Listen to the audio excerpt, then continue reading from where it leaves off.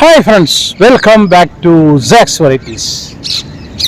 Humayun tomb ഡൽഹിയിൽ വന്നിട്ടുണ്ടെങ്കിൽ ഒരു കണ്ടൊരു സ്ഥലമാണ്. അപ്പോൾ നമുക്ക് ബാക്കി ഇതിൻ്റെ ചരിത്രവും കാര്യങ്ങളൊക്കെ ഇനി ഇതിൻ്റെ അകത്ത് കയറുമെന്ന് ഞാൻ പറയുന്നുണ്ട്. അപ്പോൾ ഈ ഒരു എപ്പിസോഡ് നിങ്ങൾ സ്കിപ്പ് ചെയ്യാതെ മുഴുവനായിട്ട് കാണാം.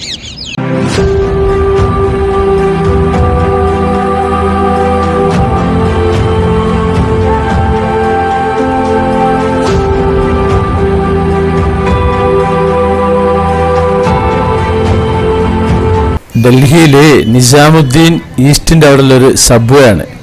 ഈ സബ്വേൻ്റെ അടിയിൽ കൂടി അങ്ങനെ പോയി കഴിഞ്ഞിട്ടുണ്ടെങ്കിൽ പുറത്തേക്ക് ഉള്ള വഴി എത്തും. കാരണം ഇവിടെ ഒരുപാട് സബ്വേകളാണ്. അപ്പോൾ ഇതിൻ്റെ അകത്ത് കൂടി അങ്ങനെ കിടക്കണം. കണ്ടമാനം റോഡ്, പിന്നെ ട്രാഫിക് ഉള്ളതുകൊണ്ട് വലിയ ബുദ്ധിമുട്ടാണ് റോഡ് ക്രോസ് ചെയ്യാൻ. അപ്പോൾ ഇതിനായിട്ട് കടന്നു കഴിഞ്ഞാൽ ഇവിടെ ഒരു മധുര റോഡുണ്ട്. മധുര റോഡിൻ്റെ അവിടെ അങ്ങനെ നോക്കിക്കഴിഞ്ഞാൽ അതുണ്ടല്ലോ, അവിടെ ഒരു റൗണ്ട് അബൌട്ട് ഉണ്ട്. ഹ്യൂമയൂൺസ് ടോം എന്നൊക്കെ പറഞ്ഞിട്ടൊരു ബോർഡും കാര്യങ്ങളൊക്കെ കാണാം.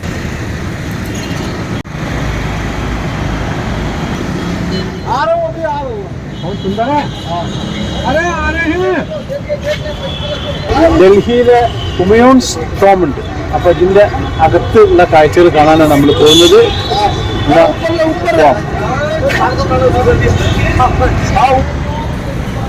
ഇതിൻ്റെ അകത്ത് കാണുന്നുണ്ടെങ്കിൽ ഇതിന് എൻട്രി ഫീ ഉണ്ട്. അപ്പോൾ അങ്ങ് ദൂരെ പോയിട്ട് എൻട്രി ഫീ എടുക്കണം. 40 രൂപയാണ് ഒരാൾക്കുള്ള ചാർജ്. നമ്മുടെ ഇന്ത്യക്കാരന്, വിദേശികൾക്ക് അതിലും കൂടും. അങ്ങനെ 2 കോയിൻസാണ് തരിക. ഒരു കോയിൻസ് തരും. നമ്മൾ 2 ആൾക്കാരുണ്ട്. അപ്പോൾ ഇതിലേ അങ്ങനെ പോയിട്ട് നമ്മുടെ കോയിൻസ് അവിടെ കൊടുക്കുന്നുണ്ട്. അതൊന്ന് സ്കാൻ ചെയ്തു ഇനി നേരെ ഉള്ളിലേക്ക് കിടക്കാം. ഇനി നമുക്ക് ഇതിനുള്ളിലെ കാഴ്ചകൾ അങ്ങനെ കണ്ടാസ്വദിച്ച് അങ്ങനെ പോകാം നമുക്ക്. അപ്പോൾ ഇതിൻ്റെ ചരിത്രം കാര്യങ്ങളൊക്കെ അങ്ങനെ കൂട്ടത്തിൽ കൂടി പറയുന്നുണ്ട്. ഒരുപാട് ഏരിയ ഉണ്ട്. ഇത് 27.04 ഹെക്ടറാണ് ഇതുള്ളത്. പിന്നെ ഇതിൻ്റെ ബഫർ സോൺ 53.21 ഏക്കറുണ്ട്. ഇവിടെ സൈഡിലൂടെ അങ്ങനെ ചീര പോലത്തെ എന്തോ ഒരു ചെടിയൊക്കെ നടന്നുണ്ട് പണിക്കാർ.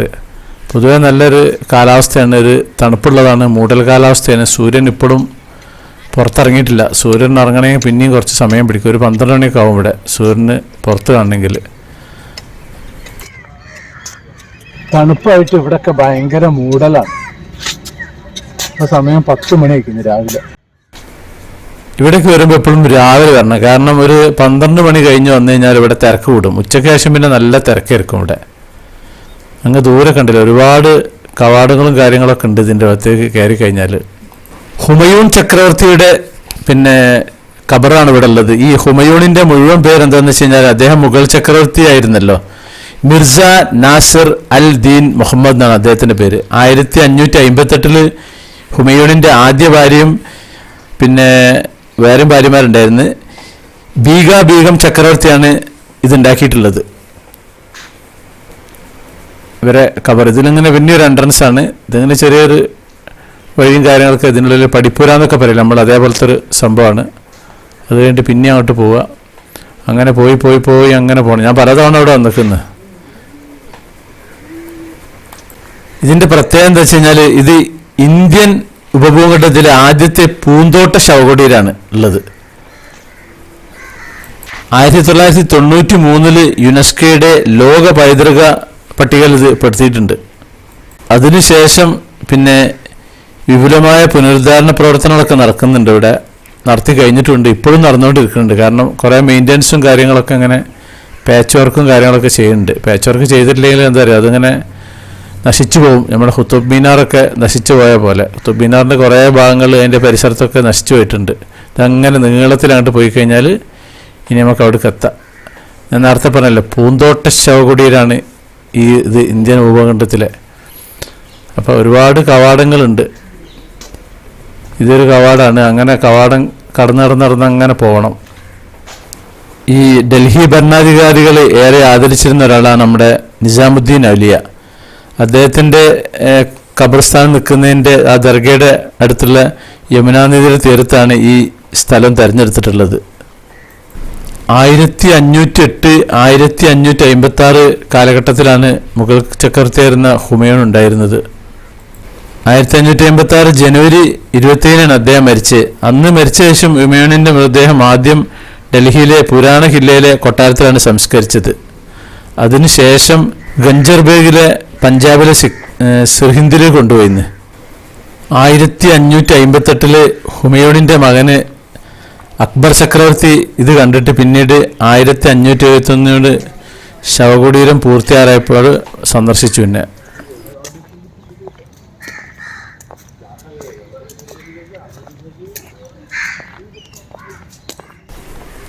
നടന്നെത്തിയിട്ടുള്ളൂ. ഒരുപാട് കവാടങ്ങളുണ്ട്. ഇനി ഈ ഒരു കവാടം കൂടി അങ്ങോട്ട് കടക്കണം. അന്നത്തെ കാലത്ത് ഓരോ പരിപാടികളാണ്. ഇവിടെ നമ്മുടെ പ്രധാനമന്ത്രിൻ്റെ ഒരു ബോർഡും കാര്യങ്ങളൊക്കെ ഉണ്ട്. ഇതിന്റെ അകത്താണ്ട് കയറി കഴിഞ്ഞാൽ പിന്നെ ഇതിന്റെ മെയിൻ സംഭവം ഉള്ളത്.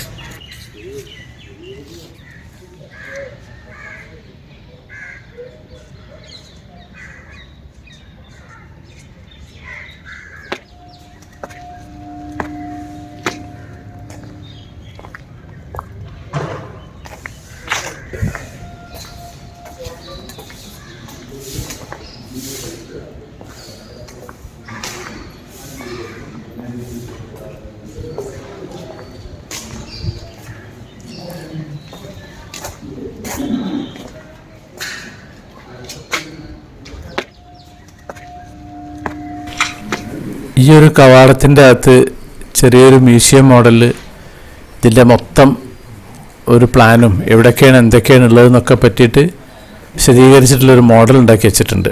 അപ്പോൾ ഇതിൽ ഇംഗ്ലീഷുകാർ കാര്യമായിട്ടുണ്ട്. ഓരോങ്ങനെ കംപ്ലീറ്റ് ഒക്കെ പഠിച്ചിരിക്കുന്നതല്ല, എല്ലാതും പഠിക്കാൻ വേണ്ടിയിട്ട് വരുന്നതാണ് അവർ. കൂടുതലവരുണ്ട്, ഒരുപാട് യൂറോപ്യന്മാരുണ്ട്. ലൈറ്റ് കത്തിച്ചിട്ട് ഇങ്ങനെ കണ്ടില്ല, ഓരോ പോയിൻ്റ് ഇങ്ങനെ എക്സ്പ്ലെയിൻ ചെയ്ത് കൊടുക്കുകയാണ്. ഇതാണിത്. അപ്പോൾ അവിടുന്ന് പുറത്തേക്ക് കടന്ന് ഇനി അങ്ങനെ ഒരു വെള്ളം ഒഴുകി വരുന്ന ഭാഗമുണ്ട്. മിറർ 2 ഭാഗം ഒരേ മോഡലായിട്ട്. ഇനി ഇതിലെ അങ്ങനെ നടന്ന് പോയിട്ട് വേണം ഹുമയൂൺ ടോമിൻ്റെ അവിടേക്ക് എത്താൻ. ഇതാണ് ആ ഒരു സംഭവം. ഇത് കാണാനാണ് ഇവിടെ ഇതിൻ്റെ മെയിൻ ഭാഗം. ഇതാണ് 1572 ഹുമയൂണിൻ്റെ ഭാര്യ ബീഗം 1.5 ദശലക്ഷം രൂപയാണ് ഇതിന് ഉണ്ടാക്കാൻ ചിലവായിട്ടുള്ളത്. കാലാവസ്ഥ മൂടലായതുകൊണ്ട് ഇപ്പോഴൊരു ക്ലിയർ ഇല്ല, സൂര്യൻ പുറത്തിറങ്ങിയിട്ടില്ല. ഇതാണ് ആ കവാടം നേരത്തെ നമ്മൾ കണ്ടിരുന്നത്. അപ്പോൾ ഇനി ഈ ഒരു സ്റ്റെപ്പ് കയറിയിട്ട് അങ്ങനെ മുകളിലേക്ക് അങ്ങനെ പോകണം. ഇതതിൻ്റെ തറ ലെവൽ കഴിഞ്ഞിട്ട് പിന്നൊരു ഗുഹ പോലെ. ഇതിന് പിന്നൊരു കോമ്പൗണ്ടും കാര്യങ്ങളൊക്കെ ഉണ്ട്. നല്ല അടിപൊളി സംഭവമാണ്. ഇത് അന്ന് ഇവരുണ്ടാക്കിയിട്ടുകൊണ്ട് നമുക്ക് ഇന്ത്യ ഗവൺമെൻറ്റിൻ്റെ ഒരു വരുമാനമായി മാറി. ഇനി ഇങ്ങനൊരു സ്റ്റെപ്പുകളുണ്ട്. ഇതുപോലെ ഒന്നൊന്നുമില്ല, ഒരു 3-4 ഈ ഒരു സ്റ്റെപ്പ് ഇതേപോലെ അകത്തേക്ക് കയറാൻ വേണ്ടിയിട്ട്. വലിയ ഡോറും കാര്യങ്ങളൊക്കെ ഉണ്ട്. ഇനി ഇതിൻ്റെ അകത്താണ് ഇനി ബാക്കിയുള്ള കാഴ്ചകളൊക്കെ ഉള്ളത്.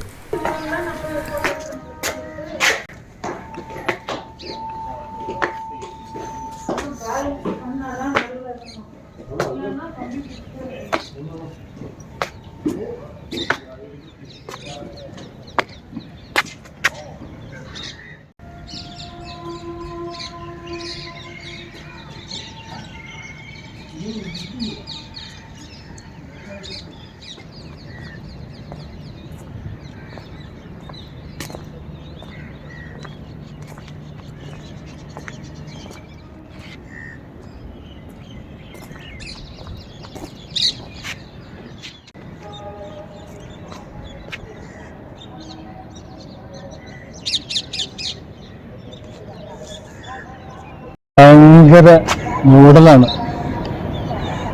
കാലാവസ്ഥയുടെ തണുപ്പായതുകൊണ്ട് ഡൽഹിയിൽ സൂര്യനൊന്നും എത്തിയിട്ടൊന്നുമില്ല.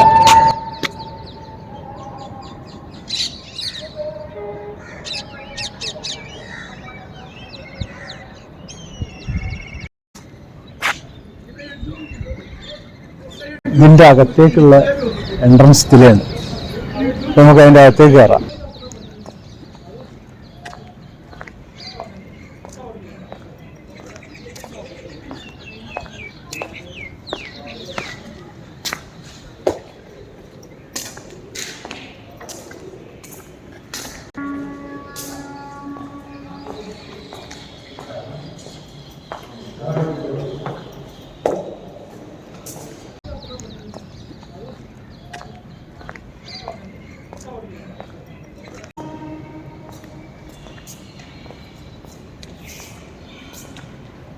ഇതാണ് ഹുമയൂൺ ചക്രവർത്തിയുടെ കബറിടം.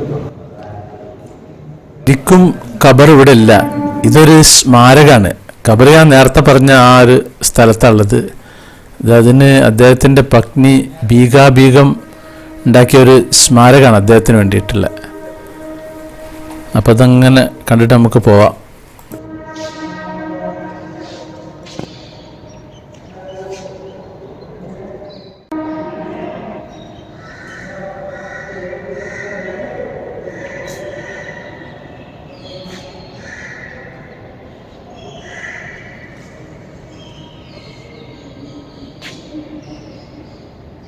ഈ സെൻട്രൽ ഹാളിൽ നിന്ന് ഇങ്ങനെ ഓരോ പാസേജ് ഉണ്ട്. ഇങ്ങനെ പാസേജ് ഇങ്ങനെ പോയി കഴിഞ്ഞിട്ട് 8 ഭുജമാണ് ഇതിനുള്ളത്. അങ്ങനെയാണ് ഇതിൻ്റെ ഒരു കണക്ക്. അവിടെ ഇതേപോലെ ഇങ്ങനെ ഒരു ഖബറിൻ്റെ മോഡൽ ഇങ്ങനെ ഉണ്ട്. ചില സ്ഥലങ്ങളിൽ ഇവിടെ 2 എണ്ണമാണുള്ളത്. ഞാൻ നേരത്തെ പോയൊരു സ്ഥലത്ത് ഒരു 3 എണ്ണം കണ്ടിരിക്കുന്നു. അങ്ങനെയുള്ള ഇതിൻ്റെ ഓരോ ഭാഗങ്ങളിലുണ്ട്. പിന്നെ ഇതിൻ്റെ താഴ്ഭാഗത്തും ഇതേ മോഡലുണ്ട്. ഒരു നമ്മളെ ഈ താജ്മഹലിൻ്റെ അതേ മോഡൽ തന്നെ. ഇതിൻ്റെ താഴെ കൂടെ ഒക്കെ നല്ല ഭംഗിയുണ്ട്. ഇത് വേറൊരു പാസേജാണ്. ഇതിലങ്ങനെയായിട്ട് പോവാം. ഇവിടെ നിന്നൊരു ആളും തിരക്കൊന്നുമില്ല. ഞാൻ പറഞ്ഞില്ല, രാവിലെ നേരത്തെ വന്നാൽ നല്ല തിരക്കില്ലാണ്ട് നമുക്കങ്ങനെ കണ്ടുപോവാം. ഇവിടെ ഇതേപോലെ 2 എണ്ണം ഉണ്ട്. പിന്നെ ഇങ്ങനെ വന്നിട്ട് ഇതിലെ ഇങ്ങനെ വന്നിട്ട് ഇവിടെയുണ്ട് ഇതേപോലെ 2 എണ്ണം. കാക്കയൊക്കെ കയറി ഇരിക്കുകയാണ് അതിൻ്റെ മുകളിൽ. ഇത് വേറൊരു ഭാഗമാണ്. ഇവിടെ 3 എണ്ണം ഉണ്ട്. ഇതിലങ്ങനെ നോക്കിയിട്ടുണ്ടെങ്കിൽ ആ ഹോളിൽ കൂടി അങ്ങനെ നമുക്ക് പുറംഭാഗം ഇങ്ങനെ കാണാം.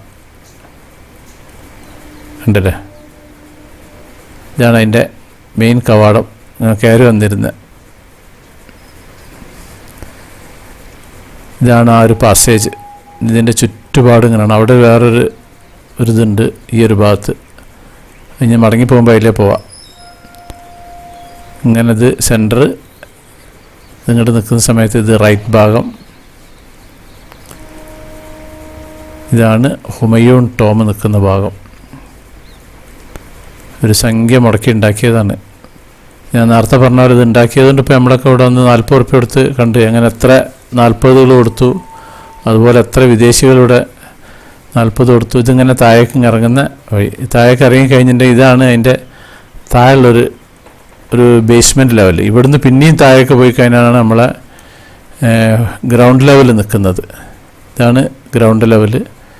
അപ്പോൾ അതിൻ്റെ മുകളിൽ ബേസ്മെൻറ്റ് ഫ്ലോറിലാണ് ഇപ്പോൾ ഞാൻ നിൽക്കുന്നത്. ഇതൊരു കോർണർ വ്യൂ ആണ് ഈ കാണുന്നത്. ഇതിനെ അവിടെ വാതിലും കാര്യങ്ങളൊക്കെ അതിൽ കൂടി അങ്ങനെ നമുക്ക് ഇതൊക്കെ പൂട്ടിയിട്ടൊക്കെയാണ്.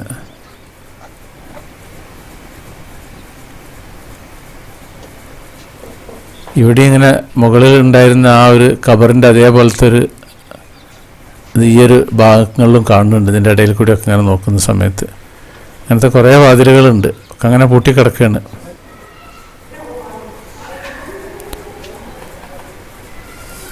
ഇത് നമ്മൾ വരുന്ന സമയത്ത് ആ കവാടത്തിൽ കണ്ടിരുന്നില്ല. അതിൻ്റെ കുറച്ച് ബാക്കി ഭാഗങ്ങളോട് കാണാനുണ്ടായിരുന്നു.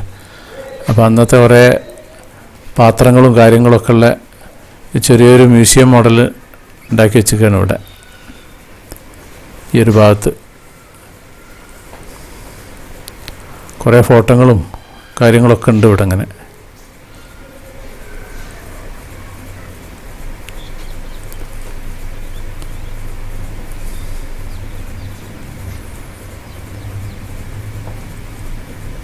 ഇവർ ഓസ്ട്രേലിയയിലെ സിഡ്നിയിൽ നിന്ന് വന്ന ആളുകളാണ്.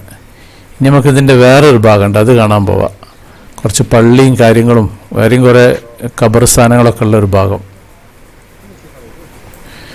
ഇതിന് ഈസാ ഖാൻ്റെ ശവകുടീരം എന്ന് പറയും.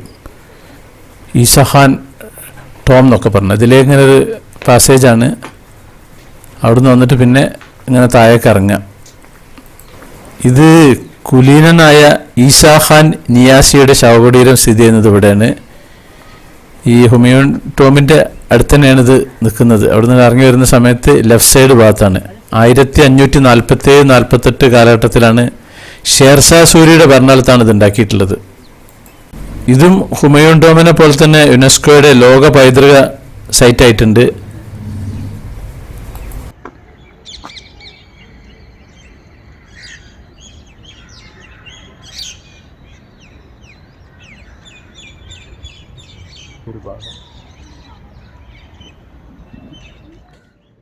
അപ്പം നമുക്ക് ഇതിൻ്റെ അകത്തേക്കൊന്നിങ്ങോട്ട് കയറാം. ഇവിടെ ഇതുപോലെ കുറേ ഖബറുകളുണ്ട്. എങ്ങനെയൊക്കെ ജീവിച്ചിരുന്നവരായിരുന്നു ദുനിയാവിൽ ഇവരൊക്കെ. ഇപ്പം എല്ലാം ഒഴിവാക്കി പോയില്ലേ. എല്ലാവരും ചിന്തിക്കുന്നവർക്ക് ദൃഷ്ടാന്തമുണ്ട് എന്നല്ലേ. ഈസാ ഖാൻ നിയാസി പറഞ്ഞാൽ ഈ ഷേർഷാ സൂരിയുടെയും ഇസ്ലാം ഷാ സൂരിയുടെയും കൊട്ടാരത്തിലെ പ്രഭുവായിരുന്നു. ഇത് അഷ്ടഭുജാണ്. അങ്ങനെ 8 ഭാഗങ്ങളാണ് ഇതിനുള്ളത്. ലോധി വാസ്തുവിദ്യാ ശൈലിയിലാണ് ഇത് നിർമ്മിച്ചിട്ടുള്ളത്. ലോധി കാലഘട്ടത്തിൻ്റെ മുഖമുദ്രയായിട്ട്, അതിൻ്റെ മുഖമുദ്ര എന്താ വെച്ച് കഴിഞ്ഞാൽ ഈ അഷ്ടഭുജാകൃതിയാണ് അതിൻ്റെ പ്രത്യേകത. ഇതുണ്ടല്ലേ.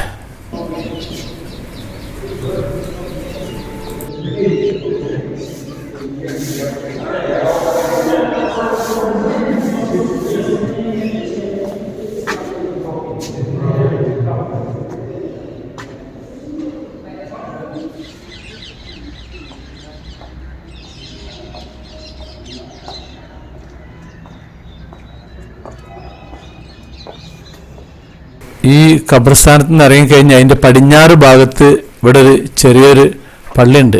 പണ്ട് കാലത്തെ പള്ളി എന്ന് പറഞ്ഞാൽ ഉൾഭാഗം വളരെ കുറവായിരിക്കും, അതിൻ്റെ പുറംഭാഗം ഇരിക്കും കൂടുതൽ. ഇത് അതിൻ്റെ ഉൾഭാഗമാണ്. ഇത് നേരെ അങ്ങോട്ട് ഫ്രണ്ട് കാണുന്നതാണ് പടിഞ്ഞാറ് ഭാഗം.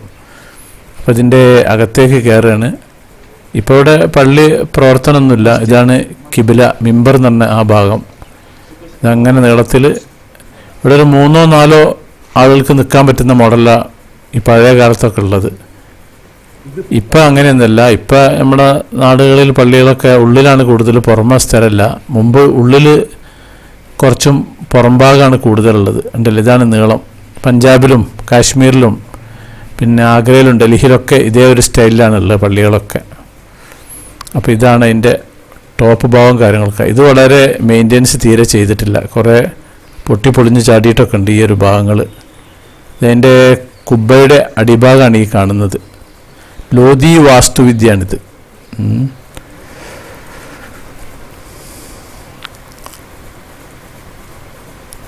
ഇതാണ് പിന്നെ ആ മക്ബറ. അതിൻ്റെ ഇപ്പോൾ പള്ളീൻ്റെ മുന്നിലാണ് നിൽക്കുന്നത്. ഇവിടുന്ന് അങ്ങോട്ടേക്കുള്ള വ്യൂ ആണ് ഈ കാണുന്നത്. പിന്നെ ഇവിടുന്ന് ഇനി ലെഫ്റ്റിലേക്ക് പോയി കഴിഞ്ഞാൽ നേരെ ഹുമയൂൺ ടോമിൻ്റെ അവിടുന്ന് അങ്ങോട്ട് പോവാം.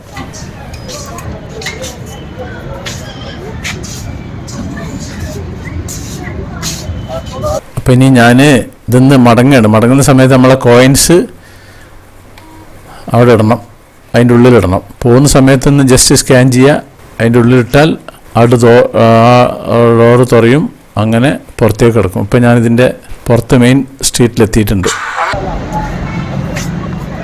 അങ്ങനെ ഹുമയൂൺ ടോമിൽ നിന്ന് പുറത്തിറങ്ങിയിട്ടുണ്ട്.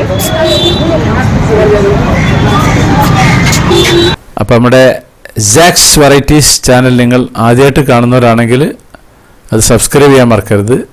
പിന്നെ അതുപോലെ ലൈക്ക് ചെയ്യാൻ മറക്കരുത്, കമൻറ്റ് ചെയ്യാൻ മറക്കരുത്, ഷെയർ ചെയ്യാനും മറക്കരുത്. എന്നാൽ താങ്ക് യു.